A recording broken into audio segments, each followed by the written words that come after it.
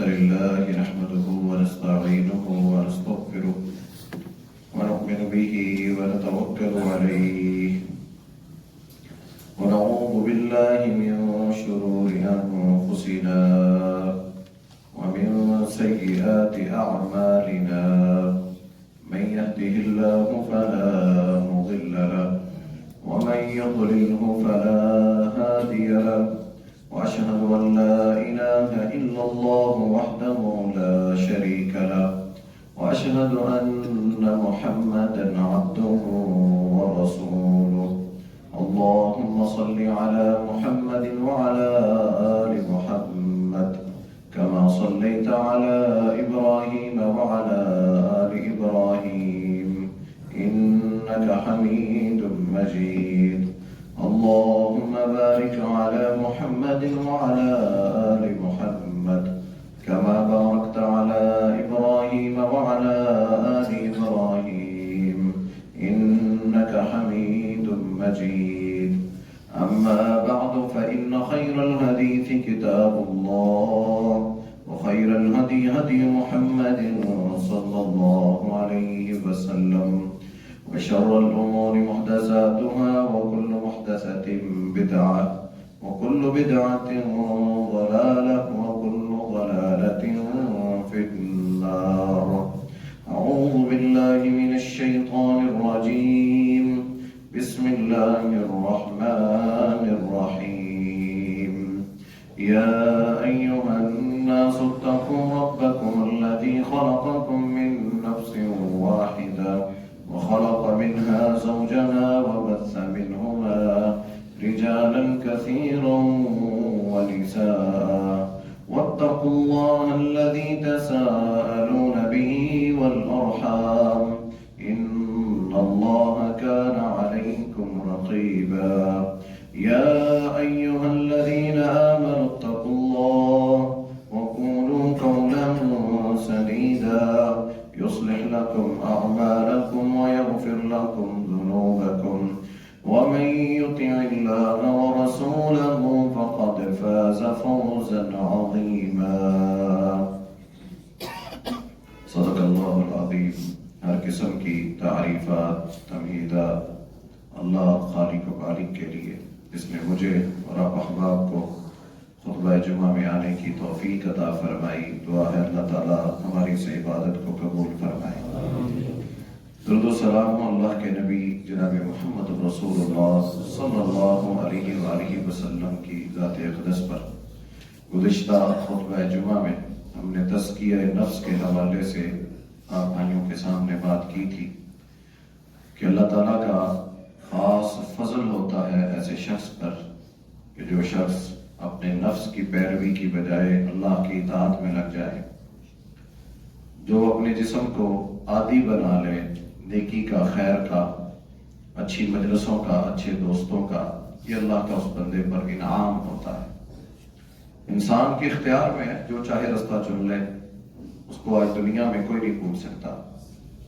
مہلت ہے ڈھیل ہے دنیا میں بھی پکڑ ہو جاتی ہے بہرحال جب تک سانسیں اکھڑ نہیں جاتی اللہ تعالیٰ نے موقع دیا ہوا ہے جب غرغرے کی کیفیت ہوتی ہے غرغرہ جب فرعون کو ساری زندگی اسلام کی دعوت موسیٰ علیہ السلام دیتے رہے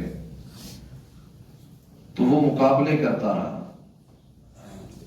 جدید سے جدید ٹیکنالوجی کا استعمال کرتا اللہ کے نبیوں کا انکار کرتا تھا جب آخری وقت آیا غرق ہونے لگا تو پھر کہنے لگا کہ ہاں موسیٰ تیرا رب سچا ہے تو فرمایا نہیں اب وقت گزر گیا تو اسی طرح ہم سب کے پاس بھی اس غرغرے کی کیفیت سے قبل مہلت ہے ٹائم ہے تو اللہ تعالیٰ جس شخص کو بھی یہ توفیق دے دے کہ اس کا جسم نیکی کا اور خیر کا عادی بن جائے کہ اس سے ملنے والا اس کے پاس بیٹھنے والا ہمیشہ ایک خوبصورتی اور ایک اچھا پہلو لے کر جائے یہ اللہ کا انعام ہے اچھے دوست بھی نعمت ہیں قیامت کے دن اللہ تعالیٰ ایسے لوگوں کی دوستیاں نہیں توڑیں گے جو دنیا میں اللہ کے لیے ملا کرتے تھے جن کی محبتیں اللہ کے لیے تھی کوئی دنیا کا غرض اور لالچ نہیں تھا باقی سارے رشتے ٹوٹ جائیں گے۔ تو نفس کی تربیت کے لیے، دل لگانے کے لیے اللہ تعالیٰ نے مسلمانوں کو ایک بڑی خوبصورت جگہ عطا فرمائی، جس مسجد میں ہم بیٹھے ہیں۔ مساجد اللہ نے مسلمانوں کو عطا فرمائی، یہاں مسلمانوں کی ذہنی، جسمانی، روحانی تربیت ہوتی ہے۔ یہ مسجد، اس کی بڑی پرانی تاریخ ہے۔ سب سے پہلا گھر اللہ کا بیت اللہ بنایا گیا، انسانوں سے بھی قبل سب سے پہلا روئے زمین پر بنایا جانے والا گھر اللہ کا گھر ہے۔ اتنی پرانی تاریخ ہے اس مسجد کی،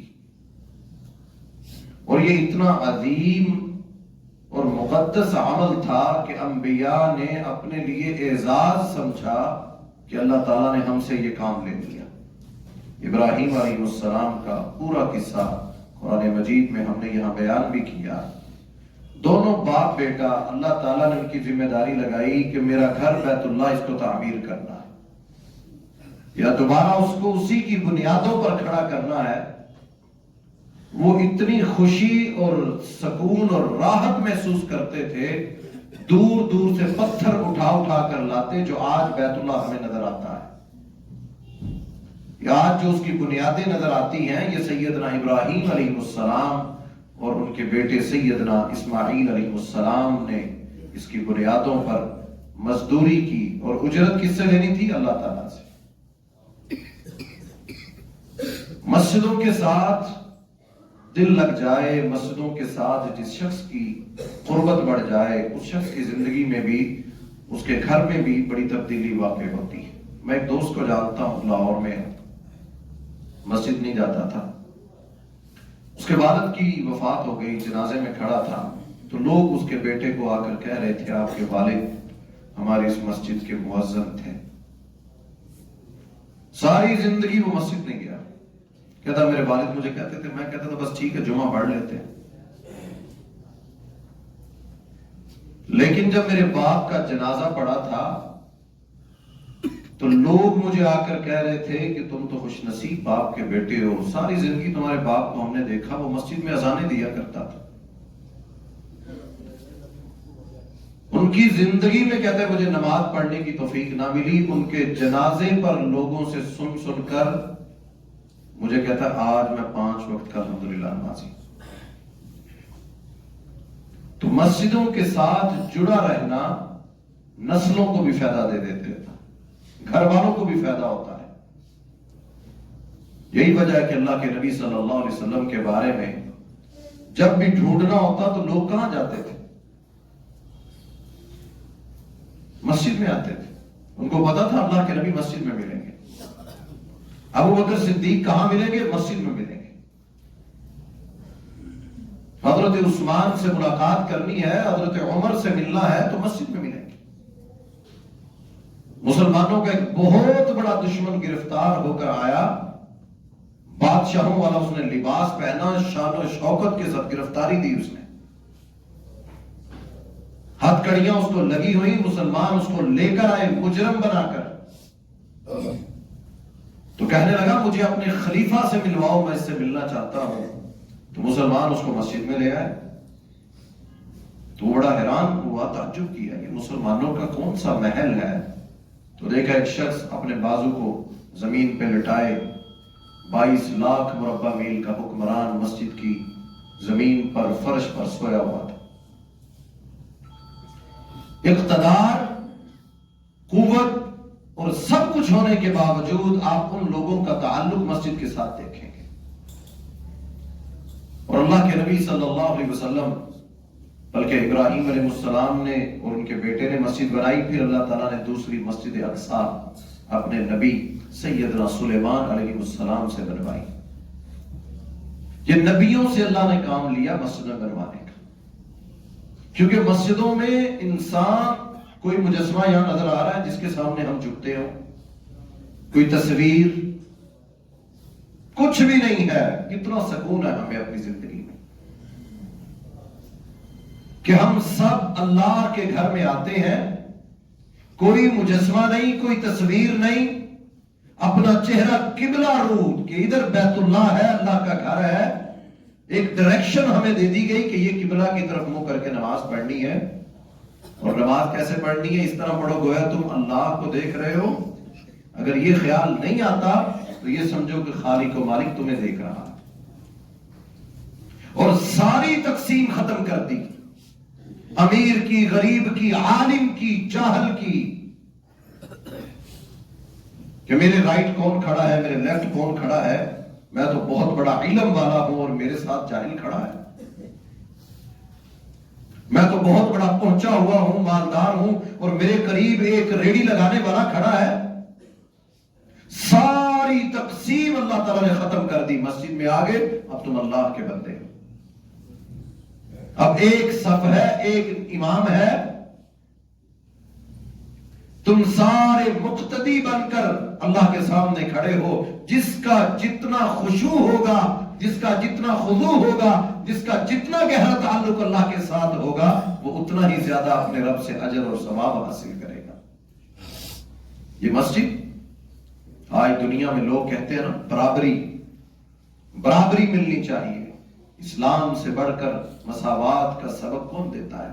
ہماری عبادتوں میں، نمازوں میں، ہمارے عیدین میں، ہماری خوشی غمی میں اسلام نے ہر پہلو کے اندر سارے امتیاز ختم کر دیے.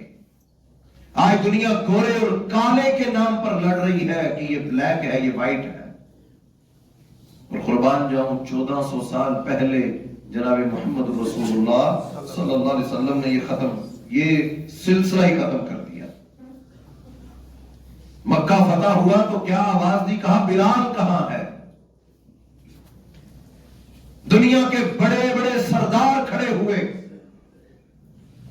قم یا بلال کھڑے ہو جاؤ اور ارحنا، ہمارے سینوں کو ٹھنڈا کر دو. سینے ٹھنڈے کیسے ہوتے تھے؟ آزان کے ساتھ. اللہ کے نبی صلی اللہ علیہ وسلم کہتے تھے بلال آزان کرو. بلال حبشی رضی اللہ تعالیٰ عنہ کا بیت اللہ پر چڑھ کر اللہ اکبر کہنا، مسلمانوں نے دنیا میں پہلی دفعہ یہ اعلان کر دیا کہ سارے انسان، وہ گورا ہو وہ کالا ہو، مسلمانوں نے یہ کنسپٹ 1400 سال پہلے ختم کر دیا. آج جدید دور میں ایک فتنہ موجود ہے کہ نہیں موجود؟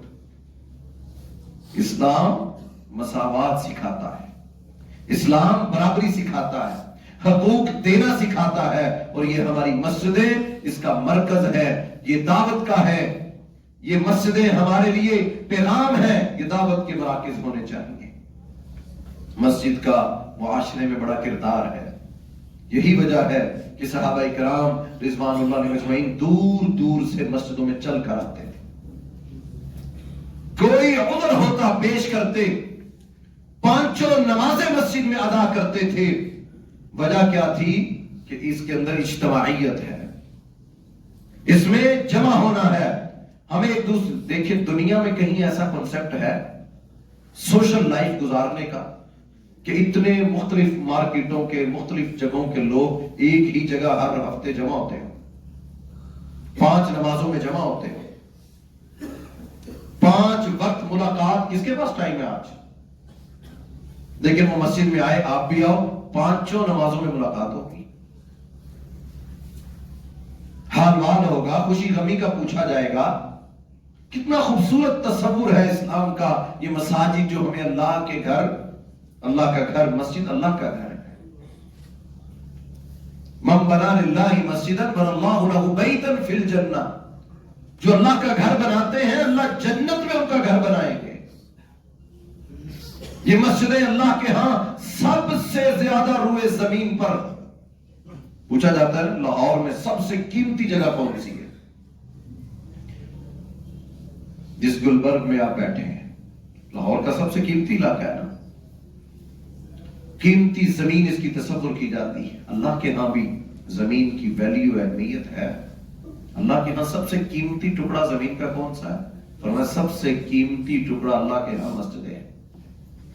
جس جگہ اللہ کا گھر بن جائے، جس زمین پر، جس ٹکڑے پر لوگ اللہ کے سامنے جھکنا اور اللہ کو پکارنا شروع کر دیں. وَأَنَّ الْمَسَاجِدَ لِلَّهِ، یہ اللہ کے لیے مسجدیں بن جائیں. وہ سب سے قیمتی جگہ اللہ کے ہاں وہ مسجدیں ہیں.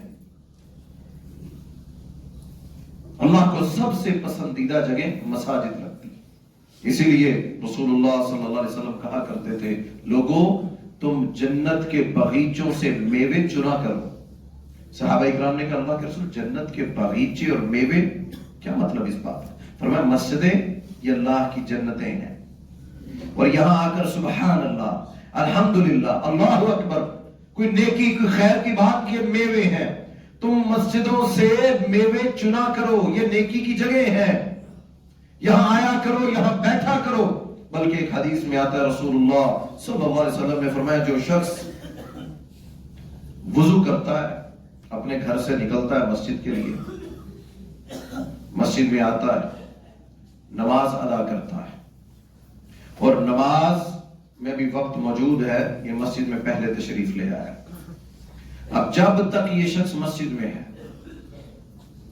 جب تک یہ شخص مسجد میں ہے، بیٹھا ہے، صف میں بیٹھا ہے، انتظار کر رہا ہے، اذان ہو گئی ہے، نماز ہونے والی ہے، تو یہ شخص مسجد میں نماز کا انتظار کرتا ہے. رسول اللہ صلی اللہ علیہ وسلم نے فرمایا کہ اس شخص کا وہ بغیر نماز ادا کیے انتظار کرنا بھی گویا ایسے ہے جیسے نماز کی حالت میں ہے. یہ اتنی مقدس جگہ ہیں جہاں ہم آج جمعے کے لیے بیٹھے ہیں، یہ اللہ کے ہاں اتنی قابل قبول. پھر فرمایا جو شخص غسل کرتا ہے، گھر سے نکلتا ہے جمعے کے لیے، اور آ کر اطمینان کے ساتھ، کوئی اس کو جلدی نہیں، اطمینان کے ساتھ گھر سے نکلتا ہے، غسل کرتا ہے، خوشبو لگاتا ہے، اچھے کپڑے پہنتا ہے کہ میں آج جمعے کے لیے جا رہا ہوں. گھر سے نکلا، قدم قدم پر جتنے قدم چل کر آیا، جتنے قدم وہ چل کر آیا، رسول اللہ صلی اللہ علیہ وسلم نے فرمایا اللہ تعالیٰ اس کے ایک ایک قدم کے بدلے، ایک ایک سیڑھی جو انسان چڑھ کے مسجد میں آیا، جتنی جگہ دکان گھر سے چھوڑ کے میں نے مسجد میں جانا ہے، جتنی دور سے وہ چل کر آیا، ایک ایک قدم کے بدلے اللہ اس کا ایک ایک درجہ جنت میں بلند کرتے جاتے ہیں. اور گناہ ہم سب چاہتے ہیں اللہ ہمارے گناہوں کو معاف کرے. فرمایا یہ بندہ قدم، دنیا میں پیکج ہے ایسا کوئی؟ فرمایا ایک قدم اٹھاتا اللہ ایک گناہ معاف کر دے، دوسرا قدم اٹھاتا ہے دوسرا گناہ معاف. جتنے قدم یہ اللہ کے گھر کی طرف اٹھا کر آتا ہے، اللہ رب العالمین اس کے ایک ایک گناہ کو قدر، ایک ایک قدم کے بدلے اس کے گناہوں کو معاف کر دیتے ہیں. پھر آگے خوشخبری دی، جمعہ پڑھ لیتا ہے، کسی کو تکلیف نہیں دیتا. یہ بات سمجھیے، ہمیں چاہیے جب بھی جمعے کے لیے آئے ہم آگے جہاں جگہ ملے فوراً آگے آ کے بیٹھیں، پھر کراس نہ کریں کسی شخص کو. منع کیا رسول اللہ صلی اللہ علیہ وسلم، گردنیں نہ پھیلاؤ، گردنیں نہ پھیلاؤ. لیکن عموماً پیچھے جگہ نہیں ہوتی تو لوگ جگہ آگے خالی دے کر پھر آ جاتے ہیں، مجبوری ہے. تو ہمیں چاہیے ہم بیٹھیں ہی آگے تاکہ پیچھے سے آنے والے کو تکلیف نہ ہو، وہ آئے گا تو پھر آگے. تو رسول اللہ صلی اللہ علیہ وسلم نے فرمایا جمعے کے دن آتا ہے، غسل کرتا ہے، اچھے کپڑے خوشبو لگاتا ہے، مسجد میں چل کے آیا، قدم قدم کے بدلے گناہ اس کے معاف ہیں، پھر جمعہ ادا کر لیتا ہے، خاموشی کے ساتھ کسی کو اذیت نہیں دیتا، کوئی اس سے تکلیف دہ نہیں ہوا. فرمایا یہ جمعہ پڑھ کے مسجد سے چلا جاتا ہے، پھر اگلے جمعے آتا ہے، پورے جمعے سے لے کر جمعے تک کے اللہ تمام گناہ اس کے معاف کر دیتے ہیں. یہ اللہ کے گھروں کی طرف چل کر آنا، جمعوں کے لیے چل کر آنا. یہ اللہ کے گھر بشر المشائین فی الظلم الی المساجد بالنور التام یوم القیامہ. آج میں ممبر پر کھڑا ہوں، آپ نیچے بیٹھے ہیں، میں آپ کو نظر آ رہا ہوں. قیامت کا دن ہوگا، اللہ نور کے ممبر لگائیں گے، نور کے ممبر لگائیں گے. نظر آ رہے ہوں گے دور سے نور کے ممبر. بشر المشائین فی الظلم، خوشخبری دے دو اے نبی صلی اللہ علیہ وسلم ان نمازیوں کو، ان مسجدوں میں آنے والوں کو جو رات کی تاریکی کی نمازوں کے لیے مسجدوں میں آتے ہیں. فجر کی نماز، اندھیرے کی نماز، مغرب اور عشاء کی نماز، اندھیرے کی نماز. یہ مسجدوں میں چل کر آنے والے، ان کو خوشخبری دے دو بالنور التام یوم القیامہ، قیامت کے دن اللہ ان خوش نصیبوں کو نور کے ممبروں پر بٹھائیں گے. یہ اللہ کے گھروں کی طرف چل کر آنا باعث خیر ہے. آج سکون نہیں ہے نا، ڈپریشن ہے، انزائٹی ہے، پریشانیاں ہیں. اس کا علاج مسجد میں ہے۔ صحابہ کرام کے جھگڑے ہو جاتے تھے، وہ مسجد میں آ جاتے تھے، مسجد میں آ جاتے تھے۔ اللہ کے رسول صلی اللہ علیہ وسلم گھر میں گئے، اپنی بیٹی سیدہ فاطمہ رضی اللہ تعالیٰ عنہ سے پوچھا علی کہاں ہے؟ کہا علی، میرے اور ان کے درمیان کسی بات پر جھگڑا ہوا تو وہ گھر سے اٹھ کر باہر چلے گئے۔ اللہ کے نبی صلی اللہ علیہ وسلم نے ایک ساتھی کو کہا علی کو ڈھونڈیے گا کہاں ہے؟ وہ آئے تو کہا اللہ کے رسول علی مسجد میں لیٹے ہوئے۔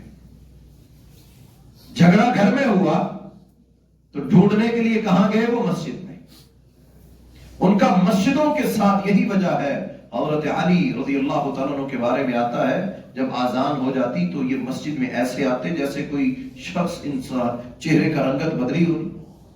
لوگ پوچھتے تھے علی کیا ہوا، تمہارے چہرے کو کیا ہوا؟ تو کہا کرتے تھے اتنی بڑی ذات نے پکارا ہے، علی ڈرتا ہے حق ادا ہوگا کہ نہیں ہوگا۔ اللہ کے سامنے کھڑا ہونا ہے، نماز ادا کرنی ہے، اللہ تعالیٰ نے پکار لیا مجھے، میں اب آ تو گیا ہوں، حق ادا ہوگا کہ نہیں میں نہیں جانتا، تو میں علی ڈرتا ہوں، کانپتا ہوں کہ خالق و مالک نے مجھے بلایا ہے۔ یہ 5 وقت مسجدیں ہمیں پکارتی ہیں۔ قربان ہے ان مسجدوں کے اماموں پر اور ان کے متولیوں پر۔ بتائیں دنیا ادھر کی ادھر ہو جائے، کرونا آ جائے، کچھ ہو جائے، ان لوگوں نے اپنی ذمہ داریاں چھوڑی؟ 5 وقت صدائیں آتی تھی۔ یقین کریں یہ بہت بڑی نعمت ہے، اذان کی آواز کانوں میں پڑنا بہت بڑی نعمت ہے۔ پوچھے ان سے جو چائنا جاتے ہیں، دنیا میں گھومنے پھرنے جاتے ہیں، دنیا کے ورلڈ ٹورز پہ جاتے ہیں، جب آذان کی آواز وہاں آتی ہے تو کیسا محسوس کرتے ہیں؟ ہمیں تو محسوس نہیں ہوتا نا، ہر طرف مساجد ہی مساجد الحمدللہ۔ تو یہ مسجدوں سے اذانوں کی آواز آنا بہت بڑی نعمت اللہ کی۔ دنیا کے اندر بڑے لوگوں نے سوچا کہ مسلمانوں کو مسجدوں سے کاٹ دیا جائے، انہوں نے اس کے لیے کیا کیا؟ مسجدیں تباہ کرنا شروع کر دی۔ یہ رشیا میں، بخارا میں، اسقلان میں، یہ جو رشیا کے ساتھ جتنے علاقے ہیں جہاں سے محدثین پڑھ کر آئے اور وہاں کے رہنے والے امام بخاری رحمہ اللہ ہے، اور اسی طرح دیگر محدثین، آپ پڑھ کے دیکھیے۔ رشیا میں پاکستانی ہمارا ایک ٹور گیا، وہ واپس آئے، نوائے وقت میں انہوں نے لکھا کہ ہم ان شہروں میں گئے، ہم نے مسجدوں میں گدے بدے ہوئے دیکھے۔ وہ سمجھتے تھے مسلمانوں کو مسجدوں سے کاٹ دیں گے، قرآن سے کاٹ دیں گے تو یہ اسلام پھیلنے سے رک جائے گا، لیکن وہ یہ نہ سمجھ سکے کہ اس کو جتنا دبائیں گے یہ اتنا ہی ابھرے گا۔ مسلمانوں کے لیے اللہ نے ساری زمین مسجد بنا دی۔ نبی علیہ السلام نے فرمایا اللہ تعالیٰ نے مجھے تحفے دیے، میری ساری زمین میرے لیے مسجد بنا دی، جہاں چاہیں آپ نماز پڑھ سکتے ہیں، ساری زمین کو مسجد میں بند۔ عیسائی گرجے میں جائیں گے، یہودی مندر میں جائیں گے، لیکن مسلمان سفر میں ہے، نماز کا وقت ہے، گاڑی روکے جائے نماز نکالے، وہیں اللہ اکبر۔ جنگل میں ہے، بکریاں چرا رہا ہے، کوئی مسجد کی جگہ نہیں۔ فرمایا میری امت کے اوپر اللہ نے یہ انعام کیا، ساری زمین کو اللہ نے مسجد بنا دیا، جہاں چاہے یہ سجدہ کر لے۔ یہ کتنی بڑی خوش نصیبی ہے مسلمانوں کے لیے۔ اور مسجدیں، ان کو تربیت گاہ سمجھا جائے تو پھر فائدہ ہے۔ ان کو محض آ کر جھکنا بیٹھنا یہ اس کا مقصد مسجد نہیں ہے۔ مسجدیں مسلمانوں کو کھڑا کرتی ہیں، مسجدیں مسلمانوں میں شعور پیدا کرتی ہیں، مسجدوں کے اندر مسلمانوں کی روحانی اور جسمانی تکلیفوں کو دور کیا جاتا ہے۔ مساجد کے اندر یہ ماحول ہونا چاہیے۔ آج بہت دکھ کی بات ہے، اللہ کرے کچھ لوگوں کو سمجھ آ گئی ہے، باقیوں کو بھی آج ہمارے ہاں مسجدوں کے باہر یہ لکھا ہی نہیں ہونا چاہیے یہ اہل حدیثوں کی مسجد ہے، یہ بریلویوں کی ہے، یہ شیعوں کی ہے، یہ فلاں کی ہے۔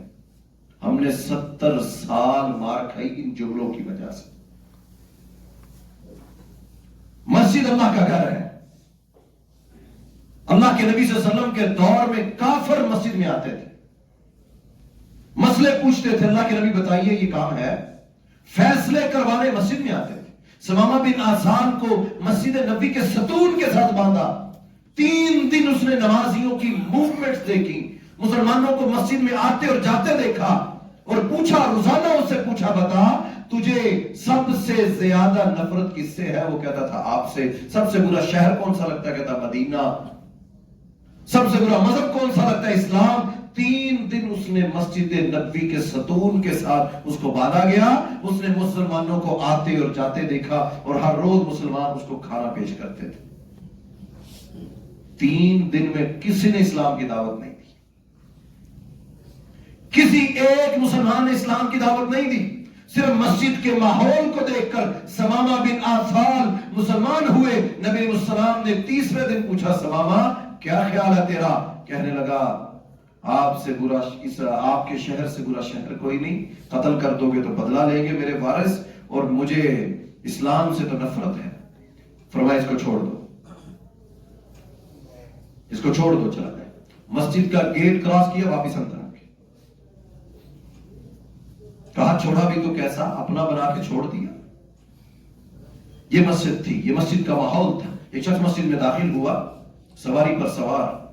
तसव्वुर कर सकते हैं आज हमारे यहां तो ये तसव्वुर है कि कोई ऐसा शख्स हमारे साथ खड़ा हो जाए जो रफ़उल यदैन नहीं करता। सारी नमाज में वो पाँव, बड़े लोग मुझसे आकर कहते जी हम पाँव नहीं मिलाते, तो ये साथ वाला पाँव मिला मिला के टांगे साथ खोलता जाता है। ये हमारी जिम्मेदारी नहीं है। हमारा काम है पहुंचा देना। अमल करे ना करे, उस पे हो ना हो, ये हमारी जिम्मेदारी नहीं है। हमारी जिम्मेदारी सिर्फ पहुंचाना है। नबियों की जिम्मेदारी पहुंचाना है। कुरान में अल्लाह कहते हैं, ऐ नबी सल्लल्लाहु अलैहि वसल्लम आप इनको मुसलमान नहीं कर सकते, आप सिर्फ इन तक पैगाम पहुंचाइए। दिल अल्लाह के इख्तियार में है, जिसका चाहे अल्लाह फेर दे। हमारे यहां ये नमाजों के अंदर अजीब हरकतें। वो बेचारे हमसे आकर कहते जी बताएं, आप मुझे बताएं कि क्या इस तरह नमाज में वो खुशू और खुजू रहता है? अगर कोई दूसरा आ जाए तो दिलों को वुसअत दें। अल्लाह के नबी सल्लल्लाहु अलैहि वसल्लम के पास मस्जिद में साहबा कहते हैं बैठे हुए थे। एक शख्स मस्जिद में दाखिल हुआ, दरवाजे से ऊंट पर सवार, मस्जिद में ऊंट पे बैठ के आ गया। ऊंट पे बैठ के मस्जिद में दाखिल हुआ और ऊपर कर छलांग लगाई मस्जिद के सहन में, और आते ही पूछा कि मैं एक बात पूछना चाहता हूं, मुझे बताओ कि तुम में से मोहम्मद कौन है सल्लल्लाहु अलैहि वसल्लम? कहते इस अंदाज से उसने आके पूछा। हम सारे चौंके, मुसलमानों की मस्जिद, अदब एहतराम ही नहीं इसको। अल्लाह के नबी सल्लल्लाहु अलैहि वसल्लम ने सहाबाए किराम को कहा इसको आने दो। वो आया, एक गैर मुस्लिम मस्जिद में आया, और हम एक कलमा को बर्दाश्त नहीं करते। ला इलाहा इल्लल्लाह पढ़ने वाले को आप उसको मौका दें, जगह दें, इंशाअल्लाह दिल अल्लाह बदल देगा। वो मस्जिद में आया, कहा मैं चंद सवाल करूंगा, गुस्सा ना कीजिएगा। कहा पूछिए। सहाबा इकराम कहते हैं हम उसके लहजे से, उसके बोलने से हमें गुस्सा आ रही, बात कैसे कर रहा है? और अल्लाह के नबी सल्लल्लाहु अलैहि वसल्लम मुस्कुरा कर वो आकर पूछता है, मैं आपको गवाह बनाकर कहता हूं, अल्लाह को गवाह बनाकर कहता हूं, आप मुझे गवाही देते हैं कि आप अल्लाह के रसूल हैं? आपने फरमाया हाँ, अल्लाह इस बात पे गवाह है, मैं अल्लाह का रसूल। आप कहते हैं कि 5 नमाजें हैं, इस तरह हदीस के अल्फाज तो ऐसे मैं अदा भी नहीं कर रहा।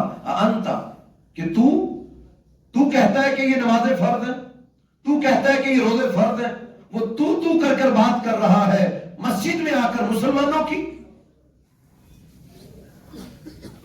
क्या पैगाम दिया अल्लाह के नबी सल्लल्लाहु अलैहि वसल्लम ने उम्मत को कि ये मस्जिदें हर एक के लिए इसके दरवाजे खुले होने चाहिए।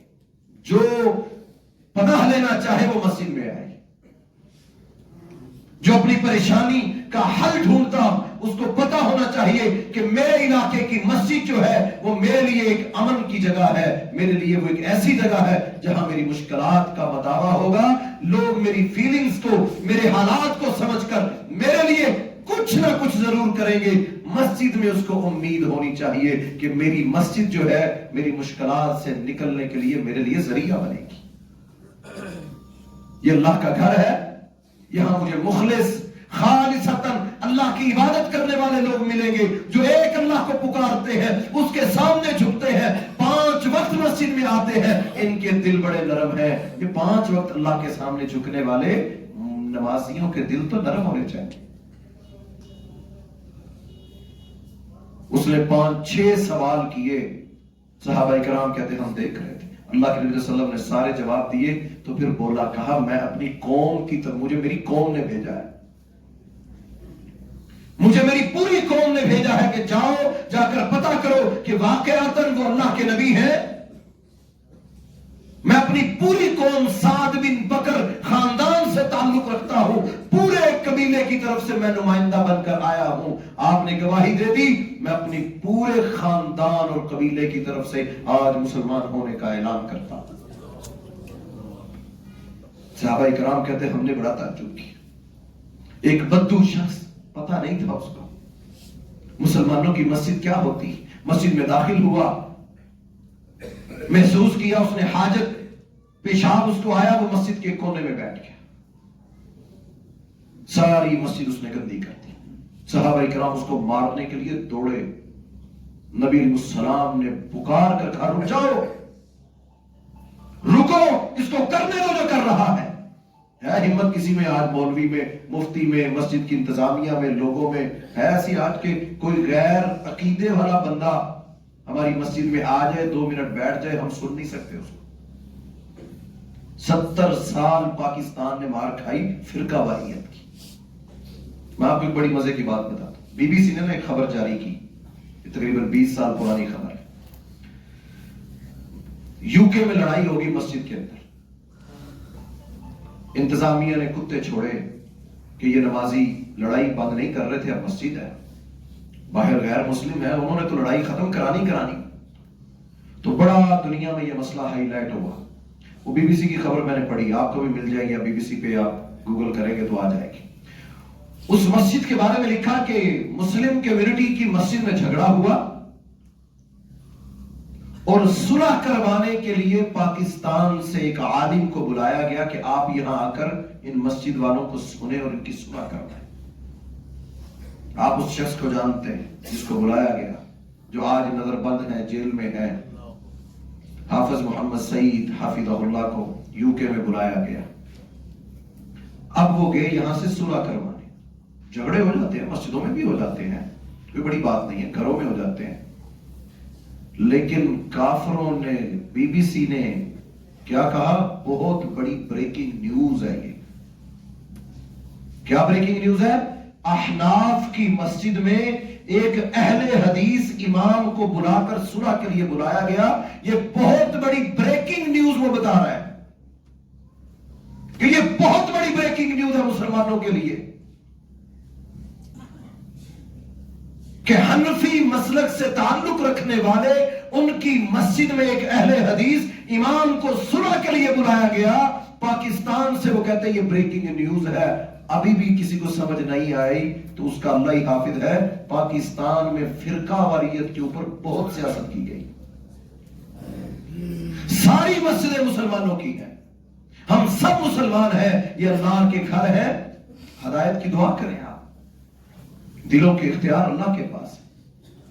اہدنا الصراط المستقیم 5 وقت ہر نماز میں بار بار ہم کہتے ہیں یا اللہ مجھے سیدھا رستہ دکھا، یا اللہ مجھے سیدھا رستہ دکھا، میں طلبگار ہوں، یا اللہ مجھے اس رستے پہ چلا جو صراط مستقیم ہے، انعمت علیہم، ان لوگوں کے رستے پر جس پر تو نے انعام کر دیا، یا اللہ ان کے رستے پر مجھے چلا، غیر المغضوب علیہم، یا اللہ ان کے رستے پر نہ چلانا جن پر تیرا غضب نازل ہوا، جن کو تو نے گمراہ کر دیا نمازیں پڑھنے کے باوجود۔ تو یہ مسجدیں تربیت گاہ ہونی چاہیے، یہاں سے دنیا کے اندر امن، پیار اور محبت کا سبق دینا چاہیے، اجتماعیت کی بات ہونی چاہیے، اتحاد اور اتفاق کی بات ہونی چاہیے، یہ مسجدیں آباد ہونی چاہیے، اس کی آباد کاری کے لیے ہمیں کوشش کرنی چاہیے۔ ہم سارے جتنے یہاں جمعے کے لیے میرے بھائی بیٹھے ہیں، آپ جہاں سے بھی آئے جمعے کے لیے تشریف لائے، اپنے ساتھ کسی دوست کو لے کر آئے، جو مسجد میں نہیں آتا، جو مسجد سے دور ہے، اس کو مسجد کی یہ روحانی مجلسیں اور مسجد کے اس ماحول کے بارے میں بتائیں کہ آؤ آج دنیا کو چھوڑ کر چند منٹ ہم اللہ کے گھر میں جا کر بیٹھتے ہیں، برکتیں ہی برکتیں ہیں۔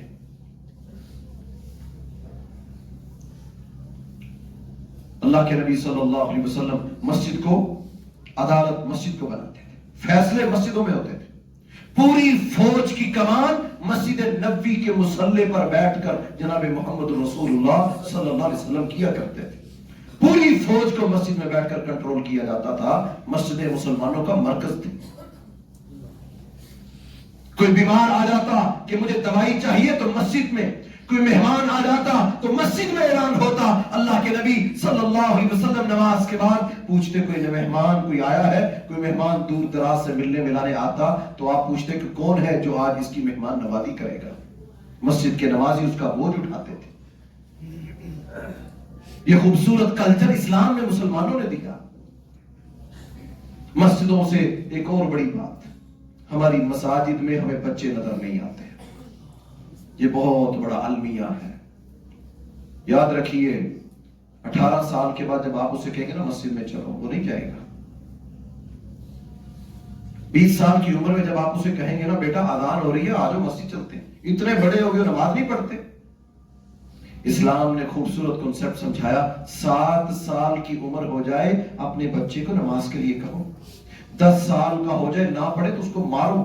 جو اسلام محبت پیار کا، وہ بچے کو نماز نہ پڑھنے پہ ڈانٹنے کا کہے.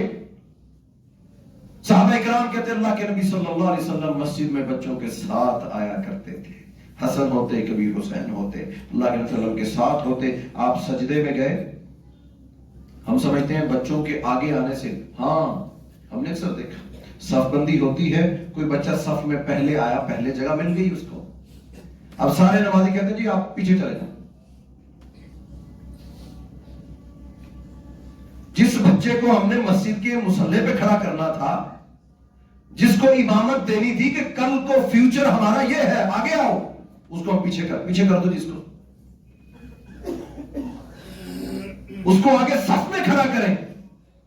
اللہ کے نبی صلی اللہ علیہ وسلم اپنے ساتھ اپنے مصلی پر کبھی حسن کو کبھی حسین رضوان اللہ علیہ مجمعین دونوں میں سے کسی ایک کو آپ اپنے مصلی پر لے کر کھڑے ہوتے. صحابی کہتے ایک وقت آیا، مغرب یا عشاء کی نماز تھی، شداد رضی اللہ عنہ کہتے ہم نے دیکھا حسن یا حسین دونوں تھے، اللہ کے نبی صلی اللہ علیہ وسلم کے ساتھ مسجد میں داخل ہوئے.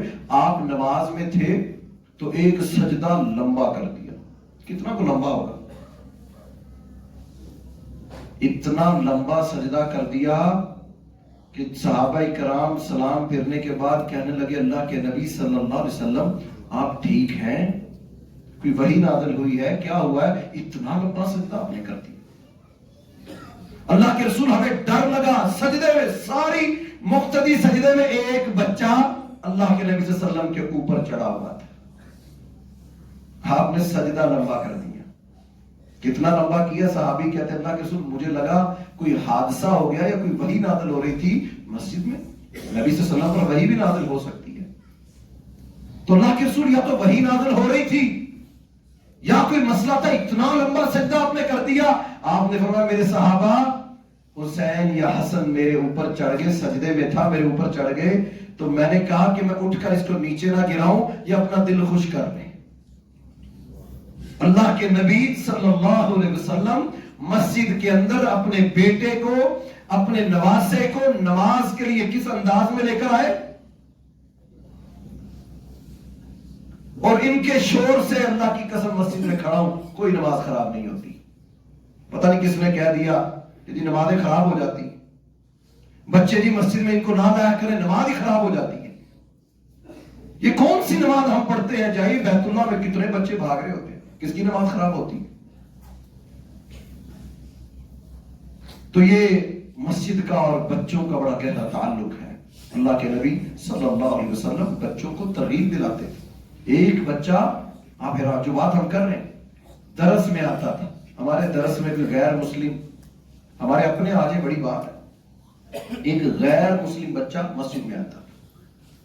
اللہ کے نبی صلی اللہ علیہ وسلم نے دیکھا وہ بچہ آ نہیں رہا، وہ چلتا پھرتا مسجد میں آ جاتا بیٹھ جاتا. آپ نے دیکھا وہ بچہ نظر نہیں آ رہا. صحابہ کرام سے پوچھا وہ بچہ کہاں ہے؟ کہا اللہ کے رسول وہ بیمار ہے. کہا چلو اس کے گھر. ابو بکر کو ساتھ لیا، عمر کو لیا، ایک چھوٹے بچے کو جو مسجد میں آتا تھا اس کے گھر میں اس کی تیمارداری کرنے چلے گئے. یہ مسجد کے ساتھ بچوں کا تعلق، یہ مسجد ہونی، یہ مسجدوں کا کردار ہے. پھر اس مسجد کے نمازی کیسے ہوں گے؟ پھر وہ کل کو بچے ہمارے لیے کیا بنیں گے جنہوں نے مسجد میں اپنے باپ کو، اپنے بیٹے کو، اپنے بھائی کو، اپنے استاد کو مسجد میں جھکتے ہوئے اللہ کے سامنے دیکھا، پھر اس کے جسم میں جو تزکیہ نفس ہم نے گزشتہ جمعے، یہ تزکیہ نفس ہے. یہ مسجد تزکیہ نفس کے اوپر بہترین ہماری تربیت کرتی ہے. تو مسجدوں کے ساتھ جڑنا چاہیے. مسجدوں کے اندر صحابہ کرام کہتے ہیں اللہ کے نبی صلی اللہ علیہ وسلم سینگی لگوا لیا کرتے تھے مسجد میں. اب سینگی وہ علاج ہے، باقاعدہ پیچھے کپ لگتے ہیں. آج تو جدید سسٹم ہے نا سینگی کے، آپ دیکھتے ہوگے. اللہ کی تو صحابی کہتے ہیں میں نے کہا اللہ کے نبی اپنے گھروں میں بھی مسجدیں تھی، تو اللہ کے نبی صلی اللہ علیہ وسلم کے حجرے کے اندر جو مسجد تھی وہاں سینگی لگوائی نا؟ کہتے ہیں نہیں، میں نے اسے کہا اللہ کے نبی صلی اللہ علیہ وسلم نے مسجد نبوی کے اندر آپ نے اپنا علاج کیا. یعنی مسجدوں میں علاج کا جگہ بھی اللہ کے نبی صلی اللہ علیہ وسلم نے اس کو بنایا. مجاہدین کے زخمی ہونے کے بعد خیمہ خندق میں 7 بیمار ہو گئے، زخم لگا ان کے بازو پر، خون رستا رہتا تھا، اسی میں ان کی شہادت ہو گئی. تو اللہ کے نبی صلی اللہ علیہ وسلم نے کہا 7 کا خیمہ مسجد کے احاطے میں لگاؤ. خیمہ لگا دیا. کہتے خون نکلتا تھا اس خیمے سے نکل کر، یعنی مسجد میں اگر خون بھی گر جائے تو کوئی قباحت نہیں ہے. مسلمانوں کی دارالشفا ہاسپٹل بھی مسجد کو بنایا گیا. مسجد میں علاج مسلمانوں کا ہوا. زخمی مسلمان آتے ان کی پٹیاں مرہم مسجدوں میں لگا کرتے تھے. تو آئیے آج ہم بھی اپنی مساجد کو اپنے لیے سب کچھ سمجھیں. انشاءاللہ اللہ رب العالمین ہمارے لیے آسانیاں کرے گا. یہ اتنا اہم عمل ہے کہ اللہ کی آخری بات کرتا ہوں، اللہ کے نبی صلی اللہ علیہ وسلم ہجرت کر کے مکہ سے مدینہ گئے. سب سے پہلا کام آپ نے جو مدینہ میں جا کر کیا وہ مسجد بنوائی. سب سے پہلا کام مدینہ اللہ نے دے دیا، جگہ مل گئی. اب کیا کرنا ہے؟ اللہ نے کہا ہے نبی آپ مسجد بنائیے. اللہ کے نبی صلی اللہ علیہ وسلم نے مسجد نبی کی بنیاد رکھی. اور صرف پروٹوکول نہیں کہ میں لیڈر ہوں، میں تو ان کا نبی ہوں، کوئی نہیں. اللہ کے نبی کو کہتے صحابہ کہتے ہم نے دیکھا، کہتے ہم نے دیکھا.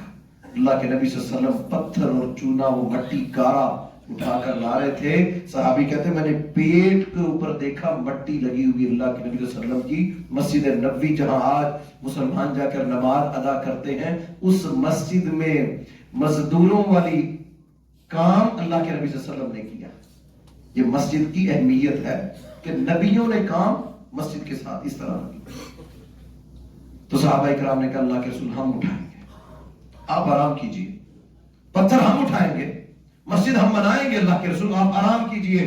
تو اللہ کے نبی صلی اللہ علیہ وسلم کہا کرتے تھے تمہیں اجر چاہیے تو میں اپنے رب سے اجر نہیں پا سکتا. تو مسجد نبوی کو بنانے میں اللہ کے نبی صلی اللہ علیہ وسلم بشمول خود شامل ہوئے. اور یہی وجہ ہے کہ مسجد سے جو پیار کرتا تھا اللہ کے نبی بھی اس سے پیار کرتے تھے. وہ ایک عورت تھی یا مرد تھا، مسجد کو صاف کرتا تھا. رات کو فوت ہوا، اس کو دفن کر دیا. اللہ کے نبی صلی اللہ علیہ وسلم نے پوچھا وہ شخص نظر نہیں آ رہا جو مسجد کی صفائی کرتا تھا، وہ نظر نہیں آ رہا. صحابہ کرام نے کہا اللہ کے رسول آپ ساری مسلمانوں کے جو ہے وہ حالات اور واقعات کو آپ دیکھتے ہیں، مصروف ہوتے ہیں. تو ایک جنازہ تھا، ہم نے ادا کر کے اس کو دفن کر دیا. اللہ کے نبی صلی اللہ علیہ وسلم نے فرمایا میرے صحابہ مجھے اس کی قبر بتاؤ کہاں ہے. آپ گئے اس کی قبر پر اور جا کر مغفرت کی دعا کی کہ جو اللہ کے گھر کو صاف رکھتا تھا. تو یہ خوش نصیبی ہے کہ جو اللہ کے گھروں کو ٹائم نکالا کرے. مسجد کو آج ہم بچوں کو لے کر آئے. مجھے یاد ہے کہ ہماری نانی جانا جمعے والے دن اپنی ساری بہو کو، بیٹیوں کو بلا لینا اور کہنا جمعے کے دن 10 بجے جا کر انہوں نے 11 بجے تک ساری مسجد دھو لے. خواتین تھی، مسجد دھو کے پھر گھروں کو. تو خواتین کو مسجدوں کے ساتھ جوڑیے. مسجدوں کے ساتھ بڑا لمبا موضوع ہے، برل وقت مختصر ہے. تو محترم بھائیوں مسجد کے ساتھ اپنے گھر کو، اپنے بچوں کو، اپنے آپ کو جوڑیے. اللہ تعالیٰ مجھے اور آپ کو عمل کی توفیق عطا فرمائے. اقول قولی ھذا استغفر اللہ لی ولکم ولسائر